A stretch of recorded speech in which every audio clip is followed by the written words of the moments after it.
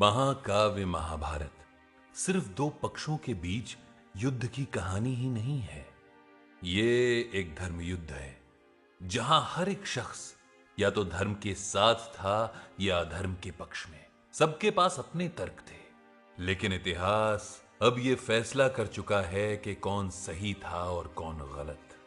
महाभारत का हर किरदार हमारी आपकी जिंदगी के लिए एक अनमोल सबक देकर जाता है कि कोई अहंकार के कारण मारा गया तो किसी ने वचन से बंधे होने के कारण अधर्म का साथ दिया, किसी को वासना मार गई तो किसी को लालच।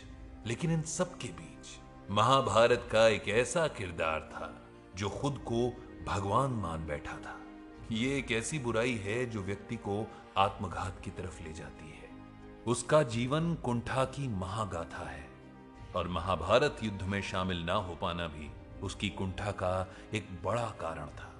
देखा जाए तो महाभारत के केंद्रीय पात्र हैं भगवान श्री कृष्ण। रश्मि रथी कविता में भगवान की व्याख्या में दिनकर ने लिखा है, ये देख जगत का आदि सृजन, ये देख महाभारत का रण, सब जन्म मुझी से पाते हैं, फिर लौट मुझी में आते हैं। लेकिन क्या आप जानते हैं कि हलधर बलराम के भाई सुदर्शन चक्रधारी वासुदेव कृष्ण अकेले नहीं थे। एक और राजा था जो बिल्कुल कृष्ण की तरह ही मोर मुकुट धारण करता, पीतांबर वस्त्र पहनता, हाथ में एक सुदर्शन चक्र रखता। अपने बड़े भाई को वो बलराम जी की तर्ज पर ही हलधर बुलाता था, लेकिन उसके सबसे बड़े शत्रु थे असली कृष्ण। हिंदी फिल्मों की तरह असली और नकली का यह खेल महाभारत काल में भी खेला गया। इस भाग में जिस किरदार से हम आपको मिलवा रहे हैं उसका सारा जीवन हमें यह बताता है कि क्या बिल्कुल नहीं करना चाहिए। अहंकार में चूर होकर खुद को भगवान समझ लेना ही उसका अपराध नहीं था, बल्कि वो तो भगवान कृष्ण को अपना सबसे बड़ा दुश्मन मानता था। उन पर हमला करने की योजना में ही दिन रात डूबा रहता। महाभारत के महायुद्ध में श्री कृष्ण को पांडव और कौरव दोनों अपने पक्ष में शामिल करना चाहते थे। वासुदेव कृष्ण थे भी दोनों तरफ। दुर्योधन के पास जहां उनकी नारायणी सेना थी, वहीं पांडवों के पास वो स्वयं सारथी बनकर मौजूद थे। पौंड्रक इस युद्ध में शामिल होना चाहता था और खुद को वासुदेव कृष्ण से बड़ा योद्धा साबित करना चाहता था, लेकिन काशी नरेश का संबंधी होने की वजह से उसे ना तो कौरवों ने पूछा और पांडव भला क्यों ही पूछते। काशी नरेश के साथ हस्तिनापुर के संबंध अच्छे नहीं थे। काशी पौंड्रक का ननिहाल था। बहुत पहले महाबली भीष्म ने अपने भाई और धृतराष्ट्र के पिता विचित्र वीर के लिए बीज स्वयंवर से काशी की 3 राजकुमारियों का अपहरण कर लिया था। तब से काशी और हस्तिनापुर के संबंध बिगड़ चुके थे। इस वजह से काशी नरेश ने महाभारत युद्ध में हिस्सा नहीं लिया। पौंड्रक को इस बात का बेहद अफसोस था कि दुनिया के सबसे बड़े महायुद्ध के मंच पर वो अपने दुश्मन कृष्ण के खिलाफ युद्ध नहीं लड़ पाया। काशी एक शक्तिशाली राज्य था, वहीं पौंड्रक के पास भी विशाल सेना थी। ऐसे में युद्ध में इनके शामिल ना होने का लाभ पांडवों को ही मिला। लेकिन वासुदेव पौंड्रक की वासुदेव कृष्ण से युद्ध की इच्छा जरूर पूरी हुई। कौन था भगवान श्री कृष्ण का डुप्लीकेट जो असली होने का नाटक जीवन भर खेलता रहा? तो आइए हम आज आपको सुना रहे हैं पौंड्र प्रदेश के राजा पौंड्रक वासुदेव, यानी नकली कृष्ण की कहानी। पौंड्र देश, जो आजकल उत्तर प्रदेश के मिर्जापुर और उसके आसपास का इलाका था, भगवान कृष्ण से पौंड्रक के भीषण युद्ध का वर्णन भागवत के दशम स्कंध उत्तरार्ध में है। वहां के राजा वासुदेव और काशी की राजकुमारी सुतानु की संतान था पौंड्रक। पौंड्रक के नाना काशीराज के कोई पुत्र नहीं था। ऐसे में उसे काशी का राज सिंहासन भी मिलना था। पौंड्रक का बचपन बेहद आलीशान था। वो सारा वक्त अपने मित्रों के साथ शिकार करने और कृष्ण भक्तों को परेशान करने में बिताता। चापलूस दोस्तों और दरबारियों ने बचपन में उसे कहा कि विष्णु का 8वां अवतार वासुदेव पुत्र पौंड्रक ही है। कहते हैं कि अगर एक झूठ को लगातार बोला जाए तो वो सच लगने लगता है, बोलने वाले को भी और सुनने वाले को भी।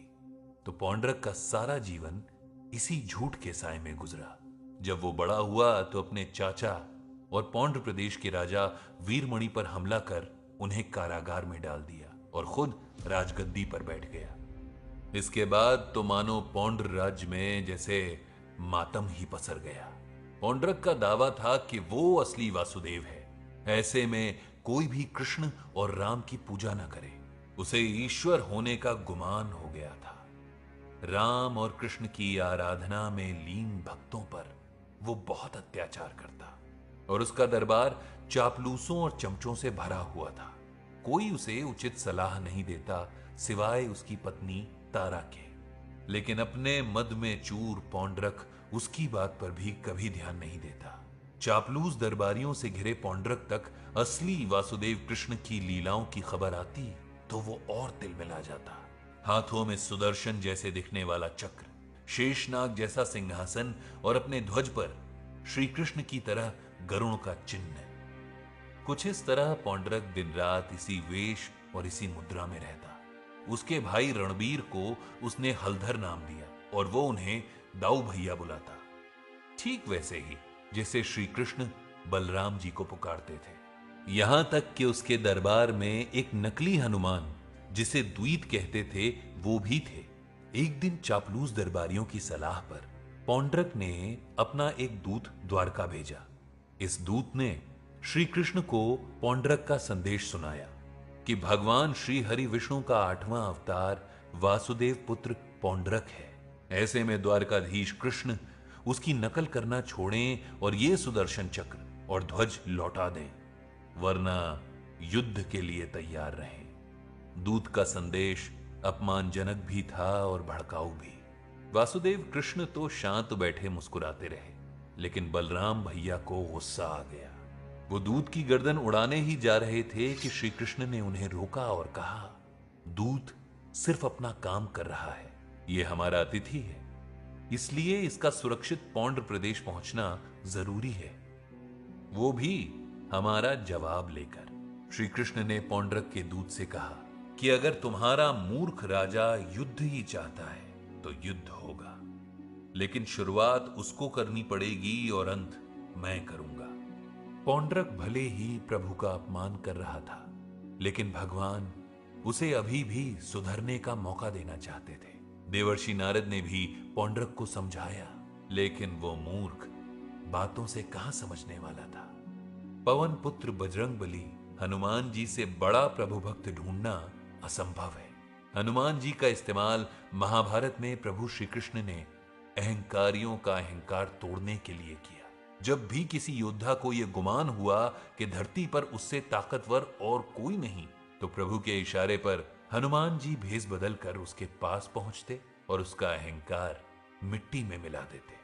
पौंड्रक को भी सबक सिखाने के लिए भगवान ने हनुमान जी को याद किया। श्री कृष्ण चाहते थे कि चेतावनी से पौंड्रक संभल जाए और स्वयं में सुधार लाए, लेकिन चापलूसों से घिरा हुआ राजा और दलदल में फंसते जा रहे इंसान में कोई विशेष फर्क नहीं है। गंधमादन पर्वत पर स्थित दिव्य सरोवर में ऐसे सुगंधित नीलकमल के फूल मिलते थे जिसका जवाब पूरे संसार में नहीं था। हनुमान जी इसी सरोवर से नीलकमल तोड़ भगवान के चरणों में चढ़ाते, तो श्री कृष्ण ने कहा कि यही नीलकमल का फूल पौंड्रक के लिए पहली चेतावनी होगी। पौंड्रक के राजमहल में ये नीलकमल के फूल कई जगहों पर प्राप्त हुए। चौसर खेल रहा पौंड्रक हैरान हुआ जब नीलकमल के फूल से सुगंध की वो लहर उठी जिससे सारा राजमहल महक उठा। रानी तारा तो उस फूल को पाने को बेचैन हो गई। उन्होंने कहा कि ये अद्भुत फूल तो महल के सरोवर में होना चाहिए। पौंड्रक ने अपने दास मायावी वानर द्वीत को गंधमादन पर्वत से नीलकमल के ये फूल लाने को कहा। श्री हनुमान जी प्रभु भक्ति में लीन थे। नकली हनुमान द्वीत ने उनका अपमान किया और सरोवर से सारे फूल तोड़ने चल पड़ा। हनुमान जी ने माया से सरोवर ही गायब कर दिया। इसके बाद वो युद्ध में द्वीत का वध ही कर देते। अगर भगवान ने उन्हें इशारा न किया होता, जिसके बाद हनुमान जी द्वित द्वारा बंदी बना लिए गए। द्वित उन्हें राज दरबार में पौंड्रक के पास लेकर पहुंचा। यहां हनुमान जी ने पौंड्रक को सुधर जाने और प्रभु से माफी मांगने को कहा, पर हनुमान जी की बातें सुनकर क्रोध से पागल पौंड्रक ने द्वित को आदेश दिया कि इस बूढ़े वानर का वध कर दो। बस फिर क्या था, हनुमान जी ने अपनी पूंछ में द्वित को बांधा और उसे तब तक पटकते रहे जब तक वो बेहोश नहीं हो गया। इसके बाद उन्होंने पौंड्रक की सारी नगरी तहस नहस कर दी। पौंड्रक को चेतावनी दी कि तूने प्रभु का अपमान किया है, इसलिए तेरा वध उन्हीं के हाथों होगा। पौंड्रक के अहंकार को रौंद कर हनुमान जी गंधमादन पर्वत पर वापस चले गए। नगरी के टूटने से कारागार भी टूट चुका था, तो जेल में बंद पौंड्र प्रदेश के पूर्व राजा और पौंड्रक के चाचा वीरमणि भी बाहर आ गए। उन्होंने मूर्ख पौंड्रक का मजाक उड़ाते हुए कहा कि जिस भगवान का भक्त तेरी नगरी की ये हालत कर गया, सोच अगर वही भगवान स्वयं आ गए तो तेरा क्या होगा। गुस्से में पागल पौंड्रक अपने चाचा का ही वध कर देता, लेकिन उनके पुत्र रणबीर ने उसे रोक लिया। क्रोध पर काबू पाना अब पौंड्रक के लिए असंभव हो चुका था।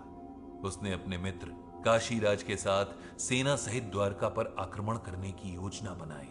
तय ये हुआ कि श्री कृष्ण जब द्वारका में ना हो तब इस नगरी पर हमला किया जाए, और जब वो लौटें तो द्वारका में देखने के लिए सिर्फ लाशें और तबाही का मंजर बचा हो। उन दिनों भगवान श्री कृष्ण कैलाश पर्वत पर महादेव के ध्यान में डूबे थे।